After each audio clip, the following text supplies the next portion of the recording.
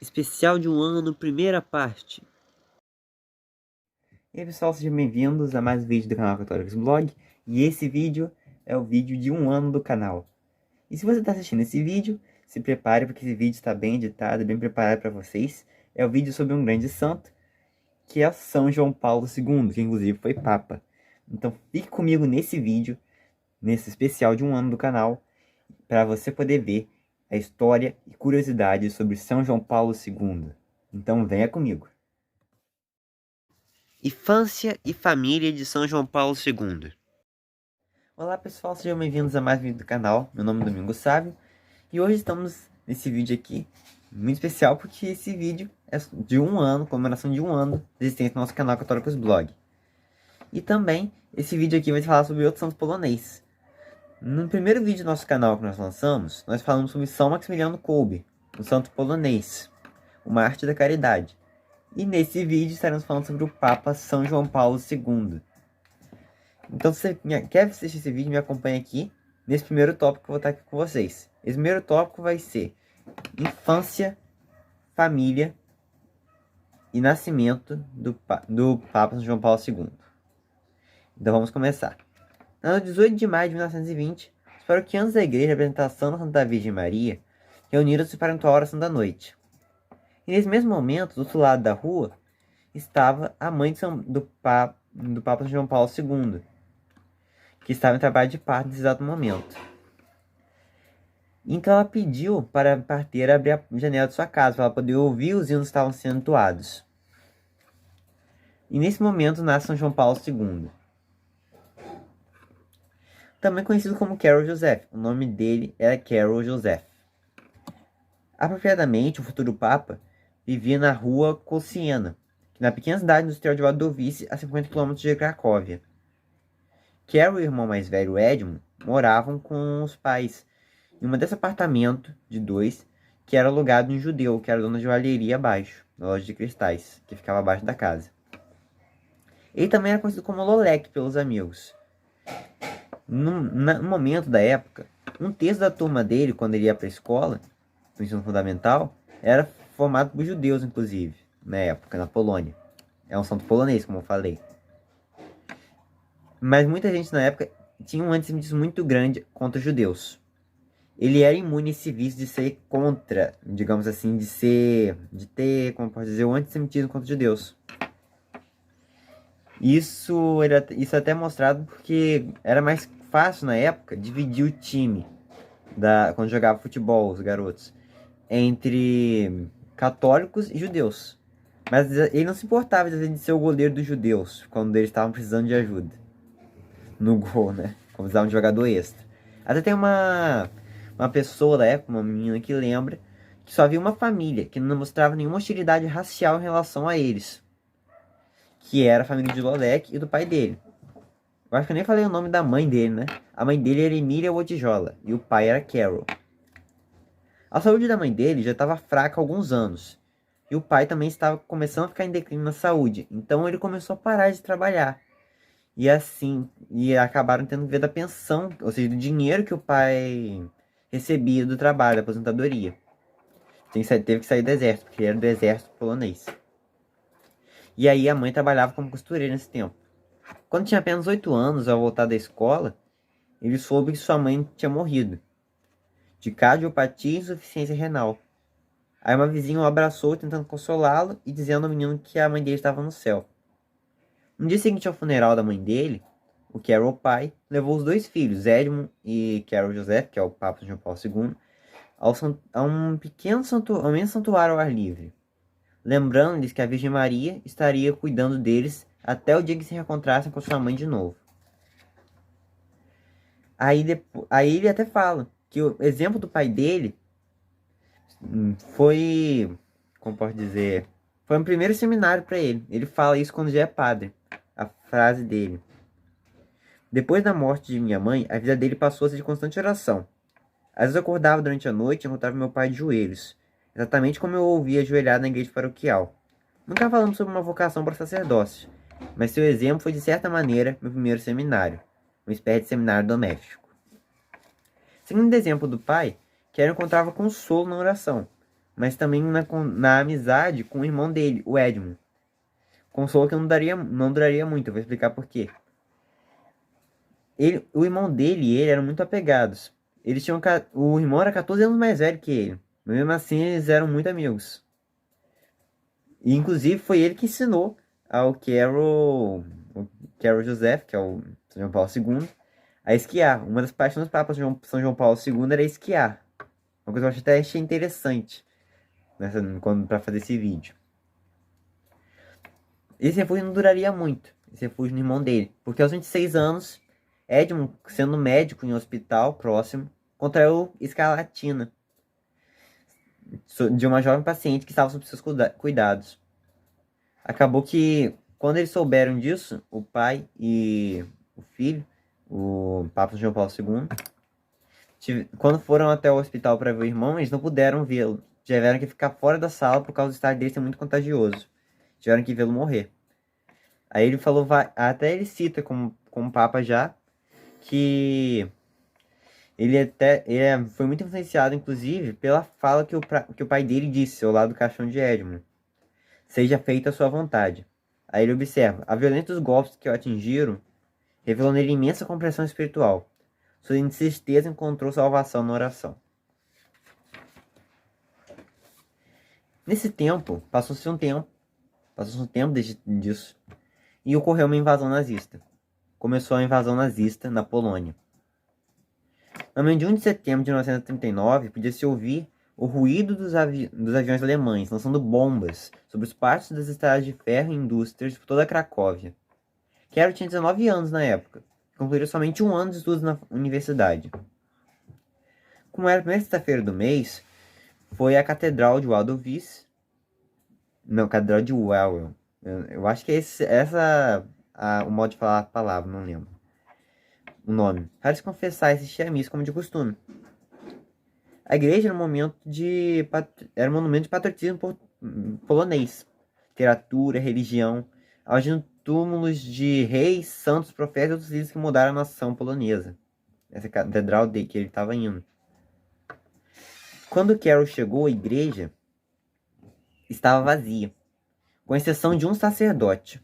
Muitos anos depois, como Papa, ele lembra que ele ajudou na missa com os bombardeios, no fundo, durante os bombardeios e explosões da artilharia antiaérea. O sacerdote também se lembrou de estar ao pé do altar de Cristo crucificado, em meio ao barulho das sirenes e explosões de bombas. Quando saiu da igreja, Carol assistiu às bombas caindo do céu. Percebeu que as capas caíam muito perto. Passou correndo por prédios, em chamas, até seu apartamento, perto da rua Tineca, número 10. Onde ele encontrou com o pai dele e eles ouviram o rádio falando das notícias. E aí, com o avanço da guerra, sabendo a situação, da invasão nazista, eles fugiram, tentaram sair. Em Cracóvia, eles tentaram se juntar a um êxodo em massa poloneses, que rebocavam o mais pertences que podiam para fugir. Logo, as multidões ouviram um som fraco de Stukas, bombardeiros de mergulho alemães, que se aproximavam, né? E Carol tentou salvar o pai extraordinário nesse negócio. Mas acabou que muitos dos poloneses que estavam lá morreram. Ele e o pai conseguiram sobreviver. Aí eles tiveram que continuar. Eles estavam cansados, mas tinham que continuar. Aí eles conseguiram enterrar alguns corpos lá nessa situação. E aí, durante parte da viagem, eles conseguiram carona com caminhão, eles passavam as noites dormindo em campos, granjas. Ao fim da expedição, os refugiados tinham percorrido quase 200 quilômetros. Logo depois que os alemães invadiram a Polônia, pelo oeste, a Rússia enviou soldados pelo leste. Stalin não confiava nos russos. Então ele começou... qual é o nome? Logo, eu tô falando errado até. Ele não confiava nos russos, então já era um problema. O pai dele, o pai do Carol, e o Carol Joseph, que é o Papa São João Paulo II, tiveram que, sabendo dessa invasão russa e dos nazistas, eles tentaram voltar para casa, porque não sabiam para onde ir. Então eles tentaram voltar para a casa deles. Eles acharam até incrível o apartamento deles estar intacto, né? Entretanto, do lado de fora, tudo tinha mudado. Os militares alemães governavam a cidade. Bandeiras nazis eram desfraldadas, impunham-se toque de recolher, a catedral estava fechada. Todos os poloneses foram declarados escravos do Reich alemão. No esforço de eliminar toda a cultura polonesa, as escolas foram fechadas, as bibliotecas destruídas. Uma coisa interessante também, que tem uma frase, inclusive, do livro de São Maximiliano Kolbe, que fala de um soldado alemão que falou que a igreja e a Polônia era a mesma coisa na época, para eles, para os alemães. Por isso até tentavam impedir toda forma de influência e patriotismo polonês. É a mesma coisa aqui. Os alemães tentavam impedir o patriotismo polonês na época. Assim, tentando impedir também que tivessem revoluções ou tivessem jeito de tirar o poder dos alemães na região. Nesse tempo da invasão alemã, o Carroll se levantava, o Papa João Paulo II levantava às 4 horas toda manhã. Ele ainda nem era padre. Ele era leigo nessa época. Ele não era padre, não era nada. E ficava na fila nas temperaturas frias para comprar uma pequena porção de pão preto na época. Por causa que eles não tinham dinheiro para comprar os pães, coisas assim, tanto. Por causa que os alemães não estavam dando dinheiro da pensão do pai. Então eles não tinham como conseguir dar o dinheiro, eles não conseguiam pagar tudo. Os alemães não iam pagar os poloneses todo o dinheiro que eles ganhavam do exército antes, né? Mas para ele não ser capturado pela Gestapo, que era a empresa da época que tentava prender eles e mandar para campos de concentração, ele tinha que conseguir um cartão de trabalho para provar que era visivelmente útil para a sociedade. No caso, visivelmente útil para o esforço de guerra, para a escravidão de guerra. Aí ele conseguiu, foi por causa disso que ele não foi preso e mandado para Auschwitz, que nem os outros. Por causa que na época, tem uma vez que ele ficou preso num lugar que os soldados da Gestapo prenderam ele com outros homens em um café no centro de Cracóvia. Em sua maior parte, outros foram mandados para Auschwitz, mesmo campo de concentração de São Maximiliano Kolbe, onde 5 deles foram executados por um pelotão de fuzilamento, chamado de Muro da Morte. Mas Carroll, porém, foi solto por causa de seu cartão de trabalho, que ele tinha conseguido. Seu local de trabalho ficava a 3 km da casa, e ele fazia caminhada de meia hora todos os dias com seus sapatos duros. Durante os frios invernos poloneses, a temperatura às vezes caía para 30 graus Celsius abaixo de zero, o que obrigava Carroll a cobrir seu rosto com vaselina para evitar sofrer engelamento, enquanto trabalhava 8 horas seguidas ao ar livre. No serviço, esse é o buraco de 2.000 a 3.000 metros para começar no seu turno, colocando trilhos e arrastando calcário esmagado. No poema A Pedreira, recorda suas mãos calejadas e rachadas, encurvadas sob o peso do martelo, as botas cheias de lama até o tornozelo e seus olhos cansados. À noite, o Papa João Paulo II continuava seus estudos de literatura, em seguida nas salas de estado, as pessoas dispostas a desafiar os nazistas. Os supervisores na pedreira eram poloneses, então eles facilitavam para os estudantes, não deixavam trabalhos tão perigosos assim, e eles eram mais poupados por causa disso. Aí depois ele foi até recolocado para trabalhar como um dinamiteiro na pedreira.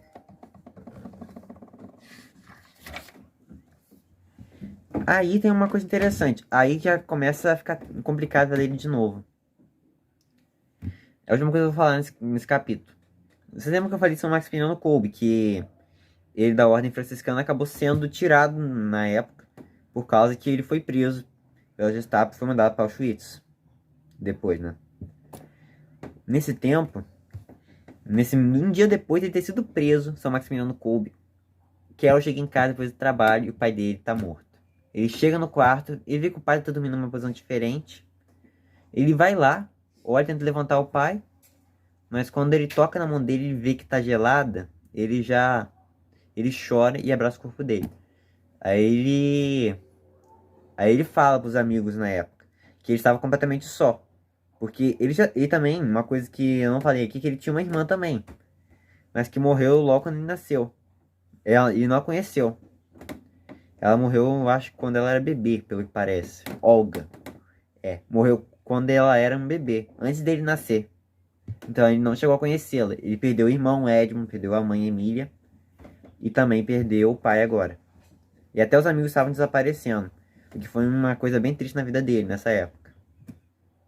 Então agora a gente vamos pro próximo tópico. Tópico 2. Tópico 2. Padre Carol Wojtyła. Bem, pessoal, esse aqui é o segundo tópico. Padre Carol. Quando ele se torna padre, ele de seminário, o que ele achava antes, né? Porque antes ele não queria ser padre, ele não pensava em ser padre. Apesar do amor dele pelo teatro, que é uma coisa que eu não falei no outro tópico, que ele amava o teatro, ele percebeu que a paixão dele não era atuar, e sim que a vocação dele era o sacerdócio. Então, ele começa a perceber isso com o tempo. Alguns fatores influenciaram a decisão dele para ser padre. Em primeiro lugar, ele disse que o heroísmo dos conterrâneos poloneses durante a guerra o ajudou a definir sua vocação, e deram suas jovens vidas para sacrificar tudo no esforço de libertar a Polônia. Seu sacrifício era um reflexo da essência do sacerdócio. Ele também admirava muito o exemplo de Adam Tchaikovsky, pintor polonês que deixou para trás as artes a fim de seguir sua vocação sacerdotal. Ele foi ser franciscano para servir os pobres, usou o nome de Irmão Alberto, que mais tarde foi canonizado pelo Papa São João Paulo II, ele mesmo, que tinha admiração por ele e foi um dos motivos para ele querer ser padre também. Muitos amigos dele não concordaram, né, com a ideia dele ser padre, incluindo porque eles falaram que ele estava desperdiçando o talento dele. Um amigo perguntou sobre o assunto, tentando dissuadi-lo. Disse assim: o que você está fazendo? Quer desperdiçar seu talento? E também outra pessoa falou o seguinte: perguntou, né? Você acha que pode resolver tudo se trancando no convento? Ficavam falando com ele. Mas no momento que ele entrou no convento, ele não estava se escondendo. Ele não estava tentando se esconder do mundo. Ele, na realidade, estava começando finalmente uma batalha de verdade contra o bem e contra o mal. Quando ele entrou para o seminário. Apesar da resistência dos colegas vindo do teatro, que ele tinha fundado um teatro clandestino na época por causa do governo nazista, não deixava ninguém se expressar. Então ele criou um teatro nesse tempo. Apesar do protesto dos colegas, amigos, ele subiu às portas da Catedral de Wawel e disse ao reitor do seminário que queria ser padre. O arcebispo Adam Stefan Sapieha aceitou. Sapieha era muito querido pelos poloneses, pois se opôs determinadamente ao Reich alemão. O seminário clandestino, né? Infelizmente, nessa época, qual o nome? Esqueci o nome deles. Os alemães. Os alemães não queriam mais padres, não queriam mais seminaristas. Porque até tem uma frase que um dos policiais alemães falaram isso com São Maximiliano Kolbe, que na Polônia, a igreja e o Estado eram a mesma coisa, porque os católicos lá eram a maioria. Muita gente era católico lá. Não, a maioria não, acho que falei errado, né? Muitos eram católicos lá. A igreja e o Estado para os alemães é a mesma coisa. Porque a igreja e o Estado polonês eram contra o Reich alemão. Então eles não iriam aceitar novos padres. Porque era uma forma de influência. Eles eram uma forma de influência contra os alemães. Por isso muitos padres foram mortos, presos pelo Reich alemão, até mesmo levados para campos de concentração. Como São Maximiliano Kolbe, muitos outros padres. Seminaristas e freiras, monges, muitos que foram. Quero foi aceito no seminário, mas foi avisado que ninguém poderia saber disso. Era muito perigoso. Os nazistas não queriam que muito mais padres e proibiram a igreja de novos candidatos. Muitos que foram encontrados, estudando para o sacerdócio, foram executados ou deportados para campos de concentração, como eu falei. Numerosos padres também foram removidos. Inclusive quase todos os sacerdotes da paróquia de Carroll, muitos dos quais mais tarde morreram em Dachau, muitos dos quais morreram em Dachau. Um deles foi surrado, então afogado em fezes até morrer, quando se recusava a ver a episodiar um rosário. E muitas outras coisas de violência que aconteciam com os padres. De fato, no fim da ocupação nazista, um terço do clero polonês havia sido assassinado. Mais de 3.000 estavam presos em campos de concentração. E que quase metade deles estava internado em Dachau, ele se tornou o maior mosteiro do mundo. A sempre presente ameaça de deportação e morte era realidade inevitável para Carol. Era muito perigoso na época você querer se tornar um seminarista, querer ser um padre ou entrar para o seminário. Mas apesar do risco, Bottijola sabia que se havia sido chamado. Embora os alemães ordenassem o fechamento de todos os seminários, o arcebispo Sapieha criou um seminário secreto em seu palácio. Seu palácio onde Carroll começou a fazer visitas para estudar, embora continuasse a trabalhar na fábrica de produtos químicos Solvay. Porque aconteceram muitas coisas, teve acontecido outras coisas também que eu não falei, né? Porque depois da morte do pai do Carroll, ele acabou tendo que ir pra uma outra família. Começaram a acontecer várias outras coisas, a questão do teatro que eu não citei pra vocês. Porque senão muita coisa eu não consigo datar em um vídeo só. Eu teria que fazer outro falando essa parte.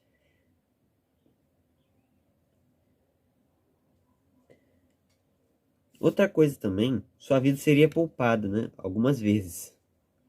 Por causa que uma vez, por exemplo, a primeira coisa que eu vou dizer pra vocês, a primeira vez foi em 29 de fevereiro de 1944. Quero caminhava pela rua da fábrica Solvay quando um caminhão militar nazista o atingiu, jogando no chão. Uma mulher testemunhou o acidente, correu e encontrou inconsciente com a cabeça sangrando. E foi levado depressa no hospital. Passou quase 2 semanas no hospital e precisou de várias semanas para se recuperar das lesões. Apesar do sofrimento, ele considerou o fato de ter sobrevivido um sinal que a decisão de ser padre estava certa. Na verdade, seu quarto de hospital dava direto para um terreno de convento carmelita. Ao visitá-lo, o amigo até observou: você não queria entrar para os carmelitas? Bem, olha, eles trouxeram aqui.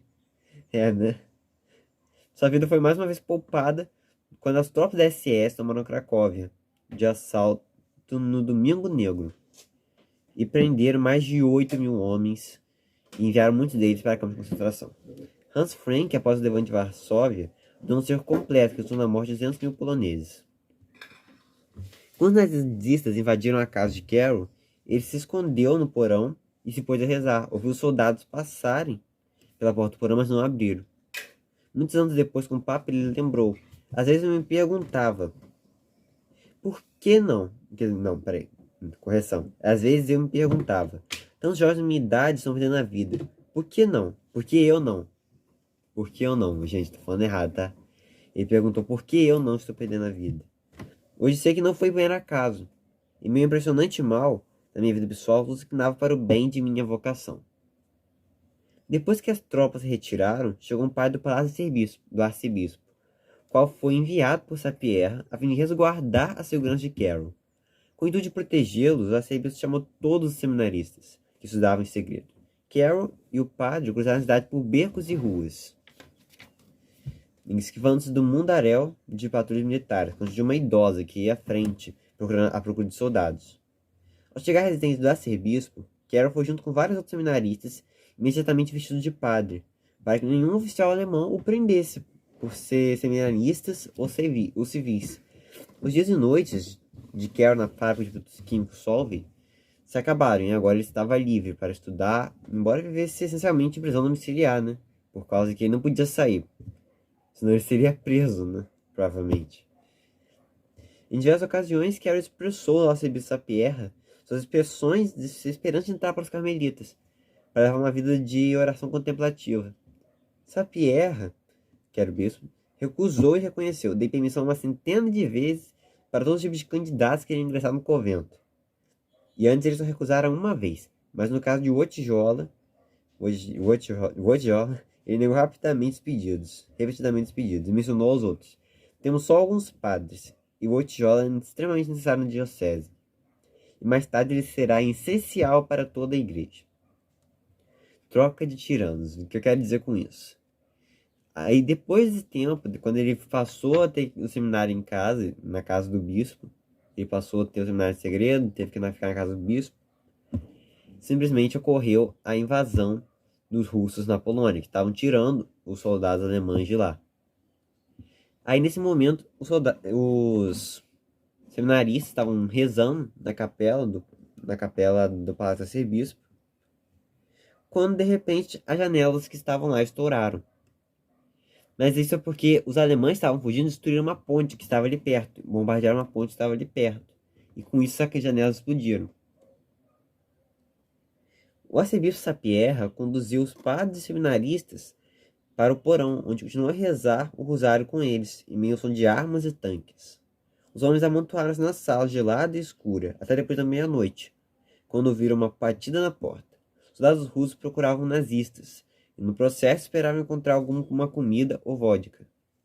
Na manhã seguinte, as ruas estavam cheias de poloneses, que celebravam sua libertação.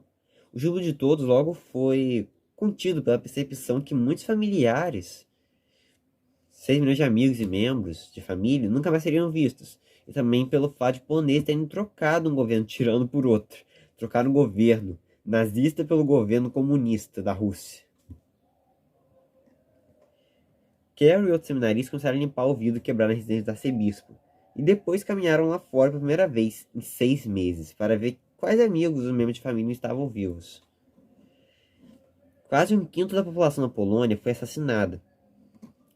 Ao chegar na devastada ponte Nebnik, Carol e um colega seminarista andavam pela margem e pelo rio Vístula, congelado, passando pelos corpos de soldados arremessados. Arremessados onde? Arremessados no gelo, pela explosão na noite anterior. Alguns dias depois, Carol e os colegas estavam no seminário teológico, que havia sido ocupado por guardas nazistas. O prédio estava em estado horrível.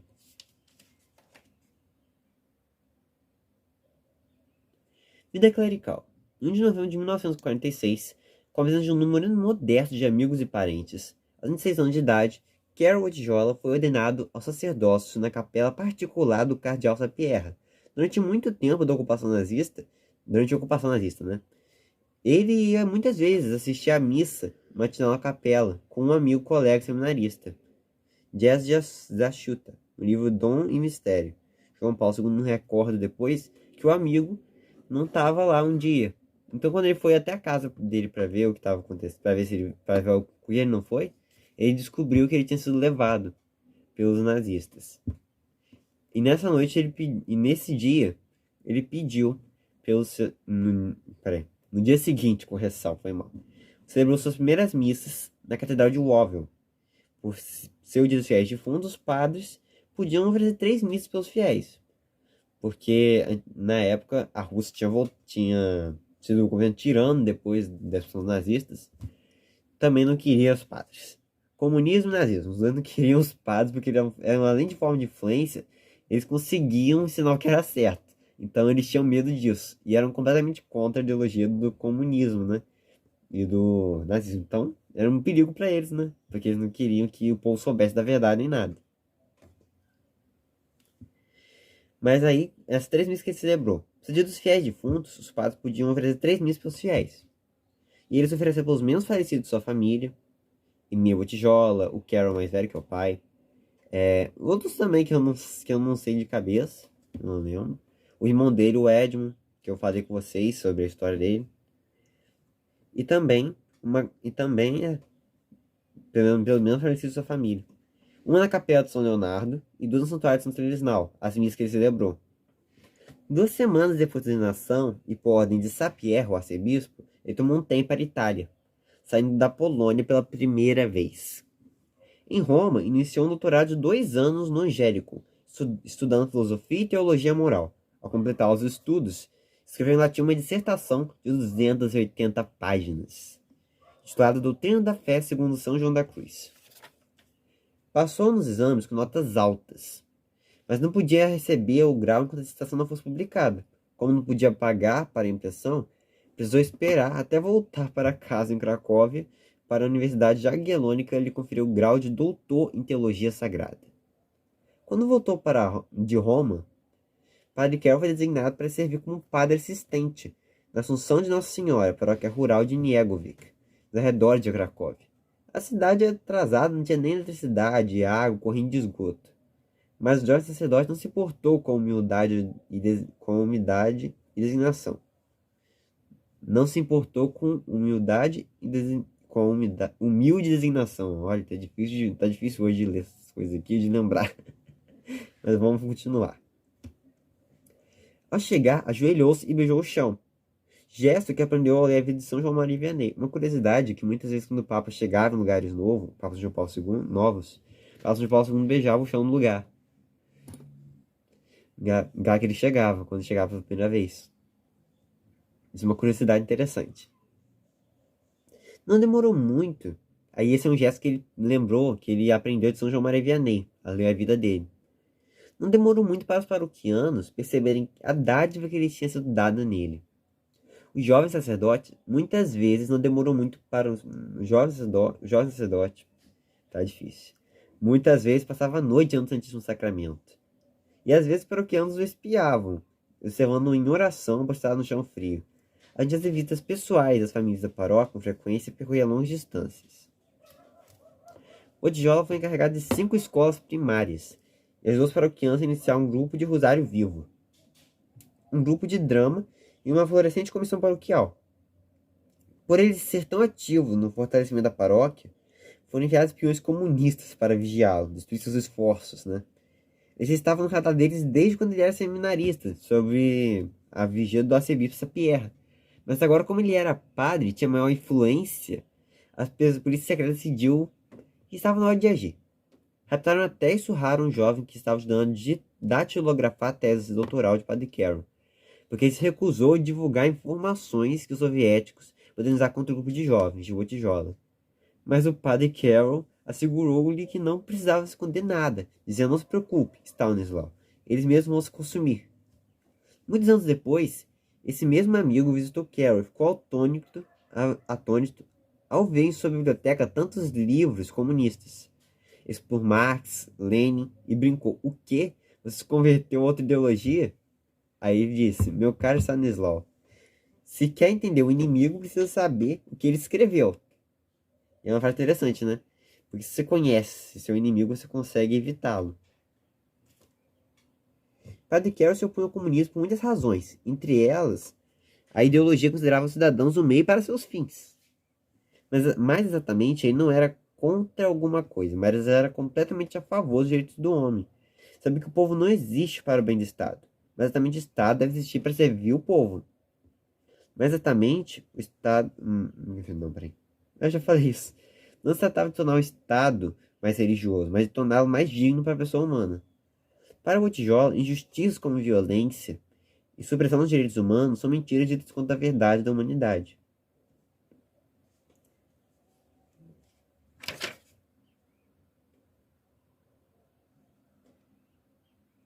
Wojtyła entendia o perigo do pensamento comunista e também suas fraquezas, porque conhecia a filosofia marxista.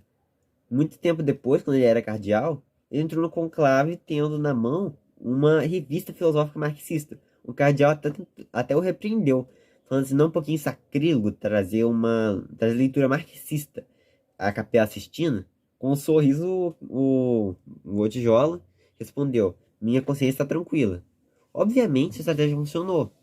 Como mais tarde, o presidente russo Mikhail Gorbachev confessou: eu não destruí o comunismo, João Paulo II destruiu.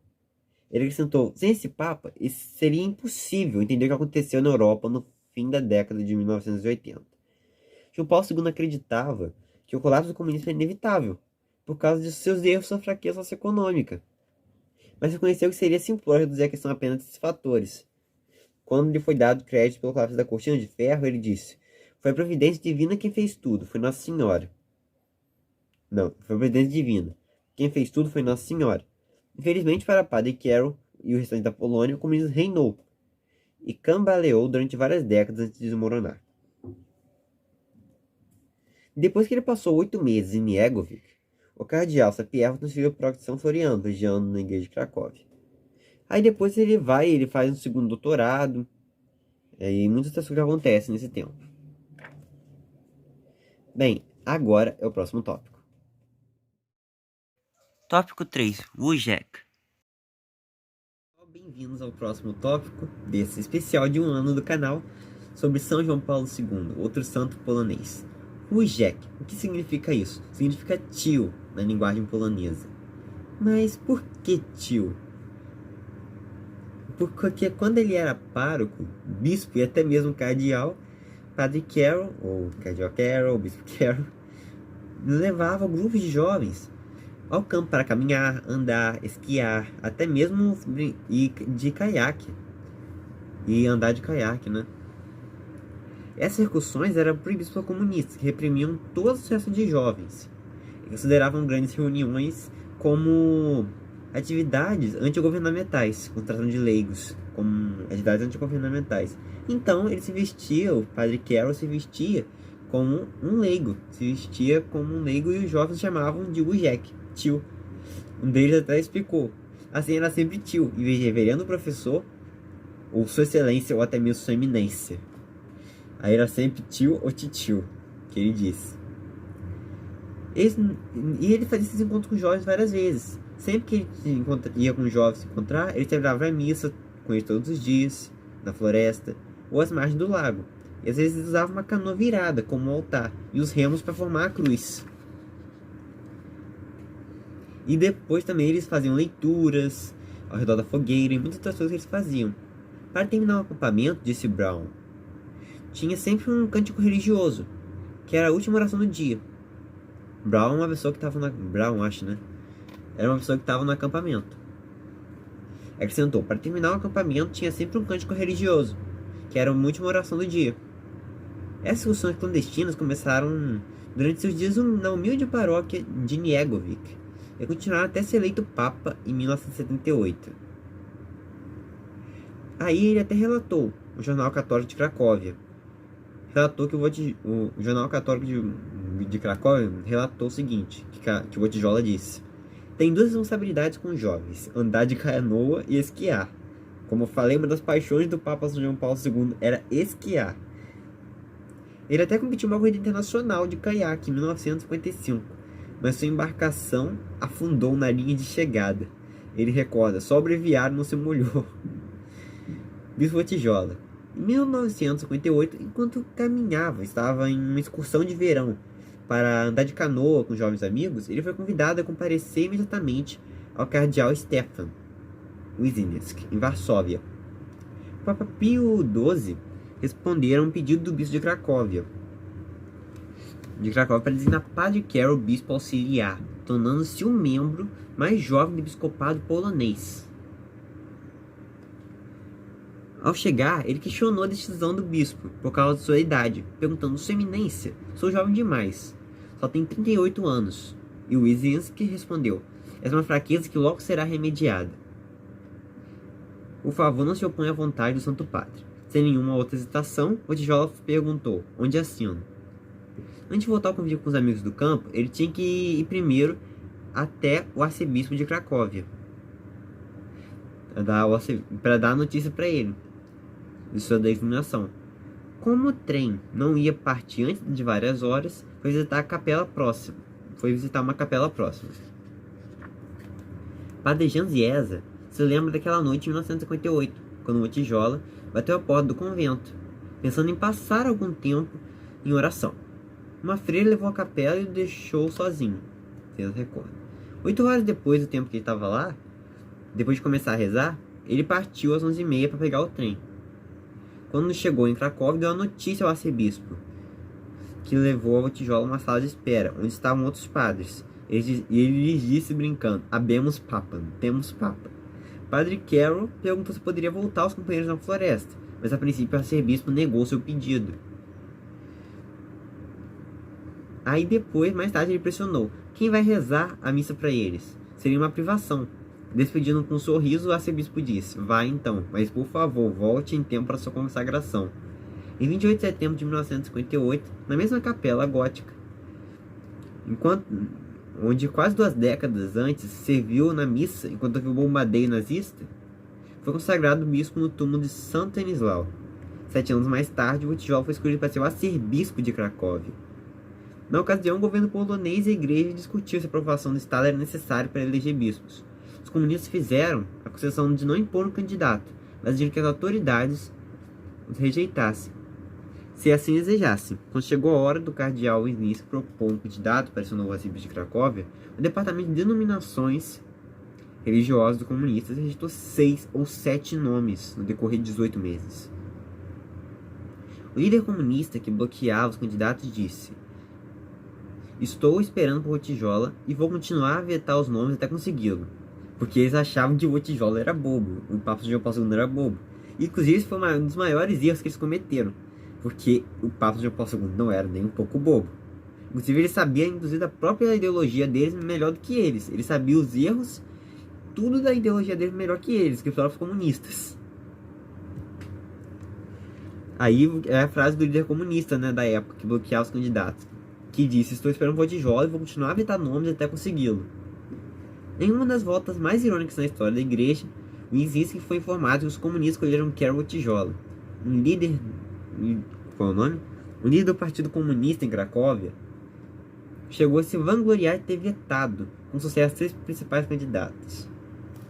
As autoridades presumiram que seria mais fácil controlar Wojtyła e esperavam fazê-lo medir forças contra Winzinski, mais velho. Talvez também o visse como um jovem poeta e qual é o nome? Teólogo intelectual, mais do que como um teimoso adversário político.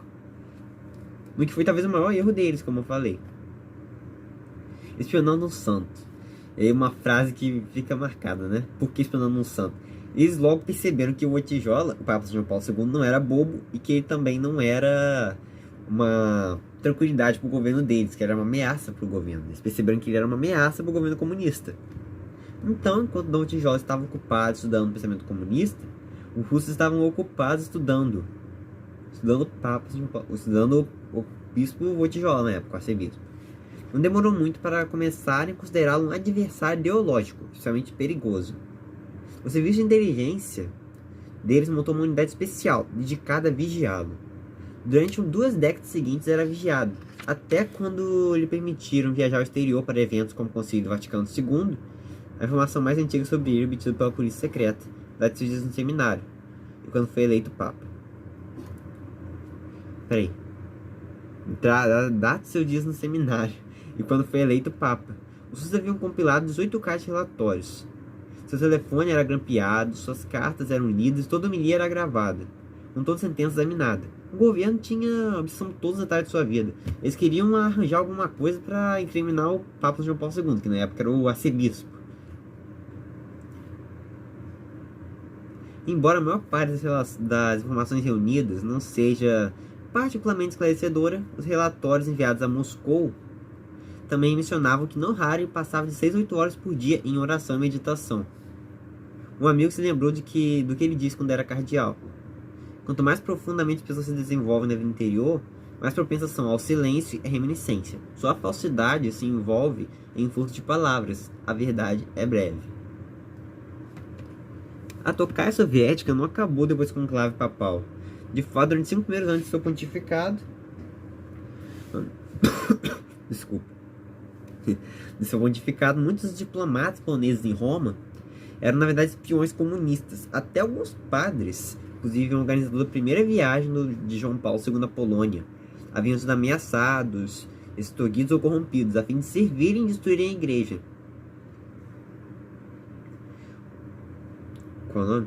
Lembrei. O Serviço Secreto de Inteligência chegou a tentar recrutar os auxiliares com países mais próximos de João Paulo II, mas em vão. Para impedir de uma cidade na Polônia, inclusive, os comunistas enviaram um bispo daquela região de acesso malas cheias de cartas, falando como se fosse o povo da cidade. Tô falando bem rápido, né? Vou diminuir um pouquinho a velocidade para vocês entenderem.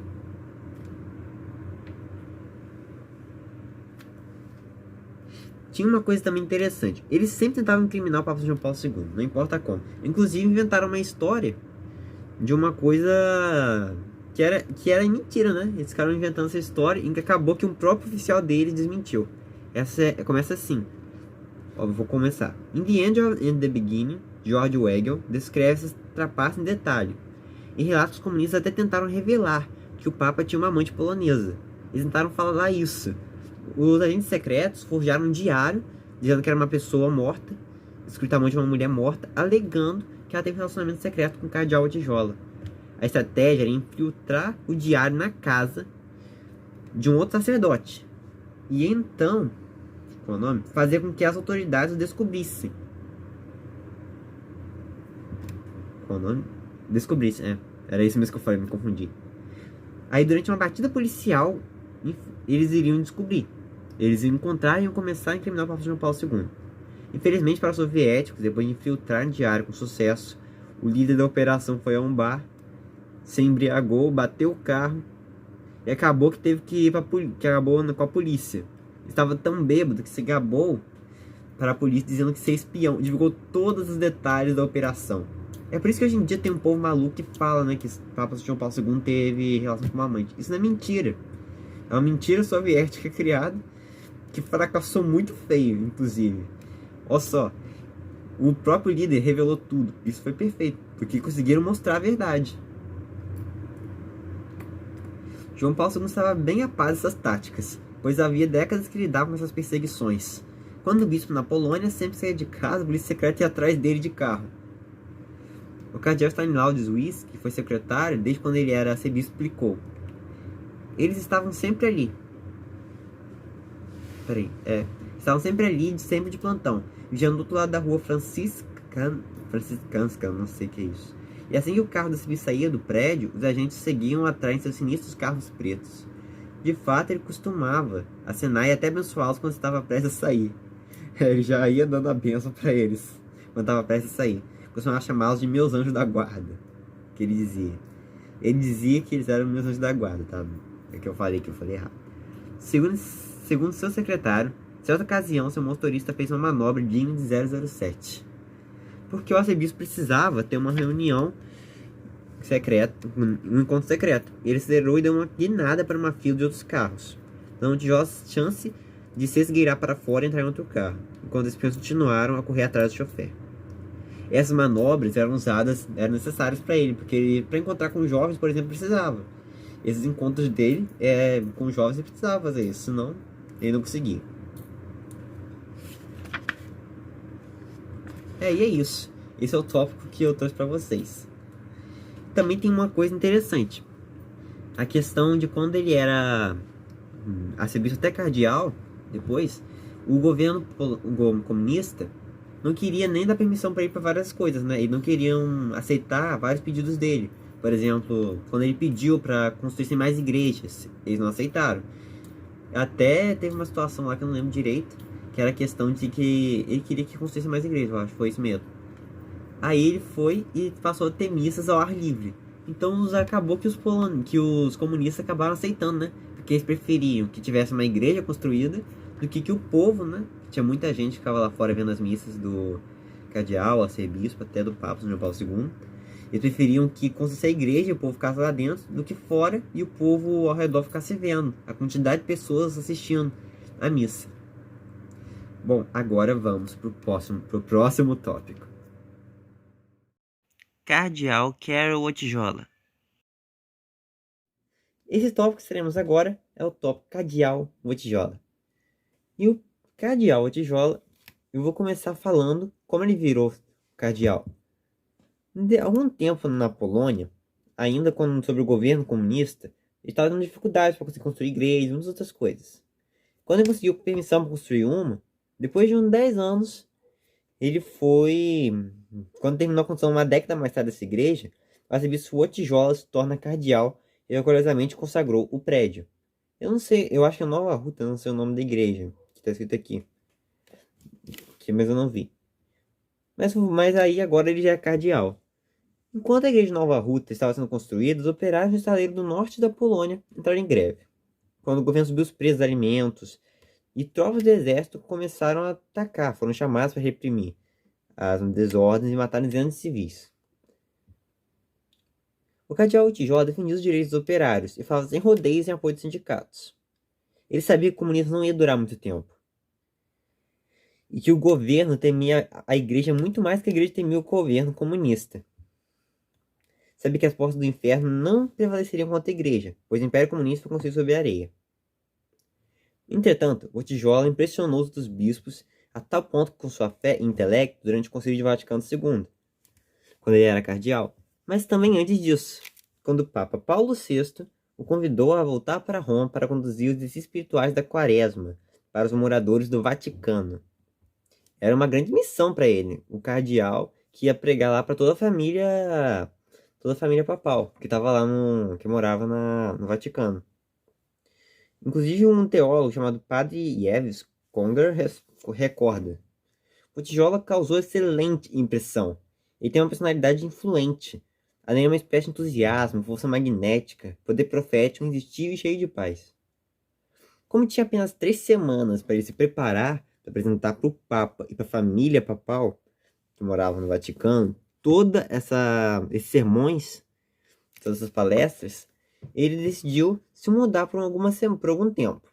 Mudou temporariamente para um convento, a fim de se preparar sem ser perturbado.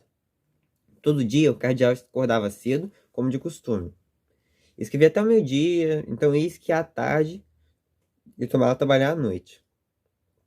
Esquiar, né? A frase que eu já estou falando desde o começo desse vídeo.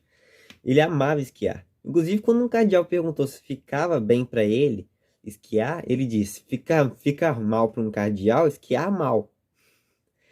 Aí ele falou assim: vocês não esquiam, não é? Mas 40% dos cardeais da Polônia esquiam.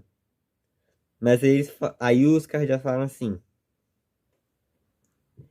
não sei se é o cardeal que falou, alguém falou.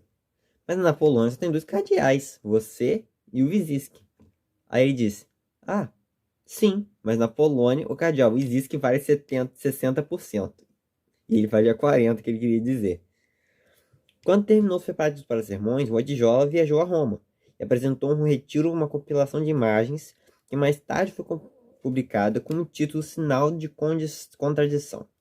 Considera apropriado, considerando a saraivada de críticas que caíram sobre Paulo VI, em resultado de sua encíclica corajosa e profética Humanae Vitae, publicada quase uma década antes. Deus exalta os humildes. Esse é um tópico, inclusive, que eu separei aqui, porque apesar da rápida ascensão de Wojtyła da hierarquia, e apesar de ser o mais novo membro do Colégio de Cardeais, aos 47 anos de idade, seu estilo de vida não mudou.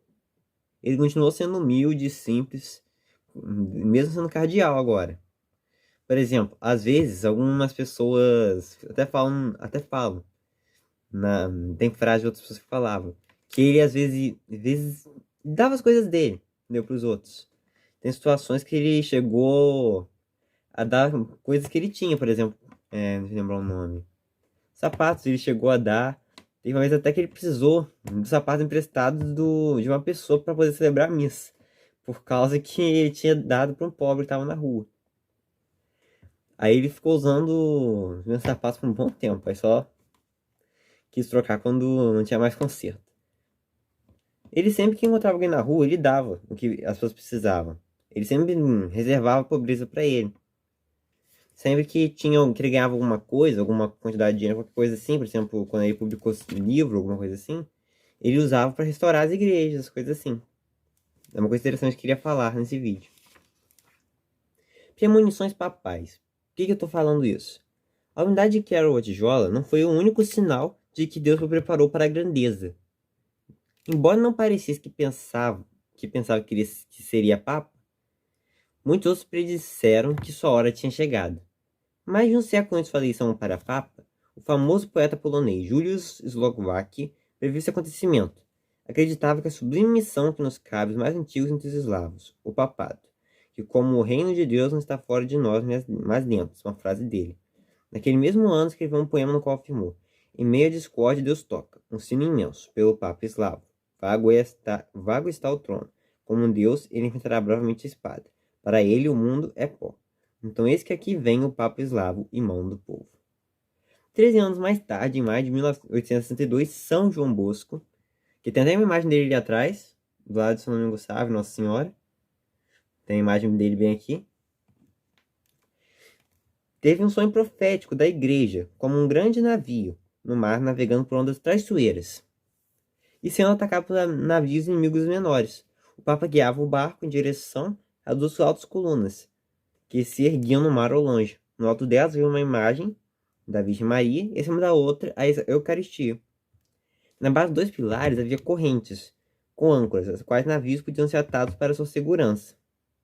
Entretanto, os inimigos da igreja fizeram de tudo para avariar o navio com canhões, livros e materiais incendiários. Apesar de ter sofrido avaria, a grande embarcação navegou em direção ao seu alvo, mas o Papa não morreu. Mas o Papa morreu. Entretanto, assim que ele faleceu, outro Papa tomou imediatamente seu lugar, e ancorou o mar com as duas colunas. Pouco antes que a superfície do mar ficasse imersa no caos, os navios menores colidissem uns com os outros e afundassem. Isso quer dizer, no consenso geral, essa não é uma profecia óbvia, que só pudesse ser realizada por João Paulo II. Entretanto, é difícil saber se o sonho de São João Bosco, sem notar difícil ler o sonho de São João Bosco, sem notar os paralelos entre os ataques contemporâneos da igreja e os persistentes esforços de João Paulo II para guiar os fiéis ao novo milênio da proteção da Virgem Maria. Então muitos podem até pensar, inclusive, que esse sonho se referia a São João Paulo II também. Com foco renovado na Eucaristia como a fonte e o auge da vida cristã. Menos de um século depois de São João Paulo II ter sido de premonição papal, premonição, tô confundindo já, de São João Bosco ter tido essa premonição, Padre Carroll, enquanto estudava na Itália, decidiu passar o feriado de Páscoa na pequena cidade de San Giovanni Rotondo, a fim de conhecer o famoso místico que recebeu as estigmas, Padre Pio. Vocês já ouviram falar nele? São Padre Pio? São Pio de Pietrelcina, melhor falando. Essa tinha as chagas de Jesus, que tinha as chagas que ele recebeu. É muito interessante a história dele. Depois vocês tentem pesquisar também. Eu posso até trazer um vídeo pro canal, inclusive, sobre ele, alguma hora. A reputação desse santo padre capuchino se espalhara pela Europa toda, e milhares afluíam para se confessar com ele e escutá-lo pregar. Durante sua peregrinação, Rudijol também conseguiu que o Padre Pio ouvisse sua confissão. Alguns biógrafos relatam que Padre Pio lhe dissera que seria papa, mas também que seu papado terminaria em derramamento de sangue. Isso explica porque São João Paulo II foi tão diligente como papa. Não sabia quanto tempo lhe restava para servir a igreja. Não há dúvida que João Paulo II tinha uma extraordinária ética de trabalho. Trabalhava em 16 e 20 horas por dia, e achava que a televisão ou o rádio era uma perda de tempo. Quando professores de jardim de infância disseram que o assistiam com frequência à televisão, respondeu: devo dizer que assisto muito pouco, mas isso me dá algum consolo. Se vocês assistem, isso me basta. Estou dispensado. Também tem outras premonições papais que teve, foi do Papa João Paulo I. Vocês sabem que para ter o título de primeiro, tem que ter um segundo. E para ter o título de segundo, tem que ter um primeiro. São João Paulo II veio depois do Papa São João Paulo I. Em seguida veio São João Paulo II. Qual é o nome? 16 anos mais tarde, desse tempo aqui todo, no momento que Paulo VI morreu, o despertador que ele comprara na Polônia, lá da cama do Papa, começou a tocar. Embora não tivesse sido posto para despertar. Com a morte do pontífice, 111 cardeais foram chamados a Roma. Iniciaram o conclave para decidir o novo Papa. Depois de algumas votações, a fumaça branca saiu da pequena chaminé, acima da Capela Sistina. Vocês sabiam que os cardeais não podem sair de lá? Os cardeais não podem sair de lá até votar no novo Papa. Eles não podem sair da sala que eles ficam para votação até decidirem o novo Papa que vai ter. Depois de algumas votações, a fumaça branca finalmente saiu da pequena chaminé acima da Capela Sistina. Na festa nacional de Jasnagora, os cardeais escolheram o cardeal Albino Luciani, de Veneza. Quando o Carmelengo lhe perguntou se aceitava Luciani, respondeu: Deus perdoe pelos que fizeram. Depois que aceitou, perguntaram-lhe qual o nome que ele adotaria como Papa. Ele respondeu João Paulo I. Quando ele anunciou seu nome, o cardeal Rudijol pensou consigo mesmo, que ele escolheu muito bem. Como ele escolheu muito bem? Nenhum dos papas anteriores a ele tiveram nomes duplos. Mas esse nome ele quis lembrar seus dois predecessores, João e Paulo. Os dois iniciaram uma nova época na história da igreja. Entretanto, durante a primeira semana do seu pontificado, um historiador da igreja informou ao Papa João Paulo I que esse título primeiro só é conferido quando o segundo é eleito. É o que eu falei. Não tem como ter o Papa João Paulo II ou primeiro se não tem o segundo. E não tem como ter o segundo sem ter o primeiro. É exatamente isso que ele quis dizer. Ele respondeu: meu nome é João Paulo I. Só ficarei aqui por pouco tempo. O segundo está chegando. Ao dizer isso, ele previu não só que a morte do seu sucessor seria iminente, mas até seu nome, João Paulo II. Ele já preveu isso. Na primeira audiência papal de João Paulo I, alguns jornalistas mexicanos de plantão lhe deram uma passagem de avião. Eles disseram que estavam na expectativa de sua viagem ao México, em 1979. Ele aceitou o presente, então virou-se para seu secretário e disse: guarde isso. Foi embora e disse ao secretário: nunca sairei de Roma. Nunca viajarei a Puebla. Guarde isso e dê ao meu sucessor. Ele irá a Puebla. Isso ele acabou prevendo também por causa que São João Paulo II viajava muito. Dizem que ele foi uma pessoa que mais viajou inclusive, no mundo. Por causa que ele foi para vários lugares. E dele também tinha o costume de, quando chegava a algum lugar, beijar o chão do lugar. Ele, quando foi ao México também, foi aos Estados Unidos, muitas vezes. Alguns dias antes de sua morte, João Paulo I disse a seu secretário de Estado: outro homem melhor do que eu poderia ter sido escolhido. Paulo VI indicou seu sucessor. Ele estava sentado bem à minha frente na capela Sistina. Ele virá porque irei embora. Segundo o mapa dos lugares do primeiro conclave de 1968, o cardeal Votijola foi designado para aquele lugar. Há quem diga que a estrela de João Paulo I resultou de uma visita que fez a Fátima na primavera de 1977. 1977. É que estou falando muito rápido. Com o patriarca de Veneza, havia circulado um rumor que a irmã Lúcia, uma das 3 crianças onárias a quem a Virgem Maria apareceu 60 anos antes, lhe dissera que ele reinaria pouco tempo como Papa e seria seguido pelo cardeal de Cracóvia. Embora os dois realmente se encontrassem e conversassem, é difícil comprovar esse relato. Se fosse verdade, poderia facilmente explicar porque João Paulo I sentiu uma premonição tão profunda de que seu papado seria breve. Bem, agora vamos para o próximo tópico. O Papa São João Paulo II. Tópico 5. Habemus Papam. Pessoal, chegamos ao tópico de agora, que é o Habemus Papam. O que significa isso? Temos Papa. É quando ele se torna o Papa São João Paulo II. No outro eu já falei algumas premonições papais, né? Algumas coisas que davam a entender que ele seria Papa. Agora vamos falar quando ele se tornou. Ao se concretizar em todas as profecias e premonições supracitadas, chegou em outubro de 1978. Embora às vezes descartasse essa possibilidade, é provável que Carol Wojtyła percebesse que estava sendo destinado a servir a igreja como Papa. Na Polônia, quando seu motorista lhe contou no café da manhã a morte de João Paulo I, ele deixou cair a colher no prato e foi dominado pela emoção e uma enxaqueca. Retirou-se por algumas horas da sua capela, onde rezou prostrado no chão com os braços estendidos em forma de cruz. Foi aí que ele vai para o conclave. O conclave é quando eles decidem o novo Papa. Então ele foi para o conclave, e no conclave designado a ele e a cada um dos outros cardeais uma pequena cela, que ele serviria de lar até o novo Papa ser eleito. Votijola recebeu a cela 91. Quando se dirigiram à Capela Sistina, os cardeais se reuniram diante da obra-prima de Michelangelo, o Juízo Final. No ambiente majestoso, eles apresentavam uma homilia silenciosa a respeito da gravidade da decisão. Quando a votação começou, os cardeais estavam empatados. Então os cardeais hinduístas sabiam que tinham que ter uma escolha alternativa para poder resolver o impasse dos votos. E os votos a favor do cardeal Wojtyła só começaram a aumentar. Um dos cardeais lembrou: quando o número de votos para ele se aproximou da metade do que era necessário, o cardeal Wojtyła largou o lápis e se endireitou na cadeira. Estava ruborizado. Pôs então a cabeça entre as mãos. Quando a escolha foi feita, Wojtyła citou seu destino e sua missão. Foi escoltado para a esquerda e, sob o juízo final, para a câmara lacrimatória, a sala das lágrimas.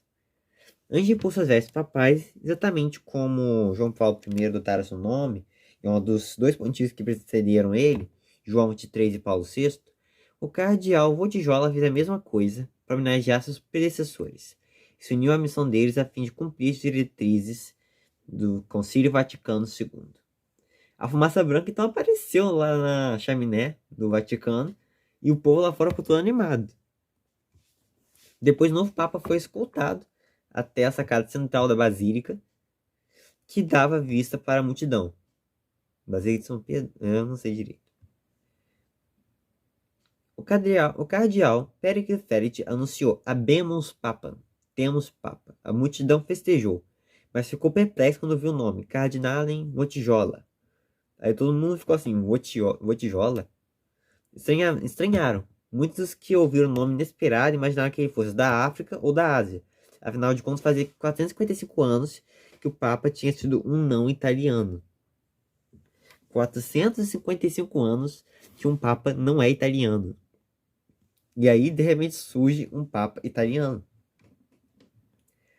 Não, italiano não. Que o Papa tinha sido italiano. E depois, de repente, surge um Papa que não é italiano. O Papa polonês.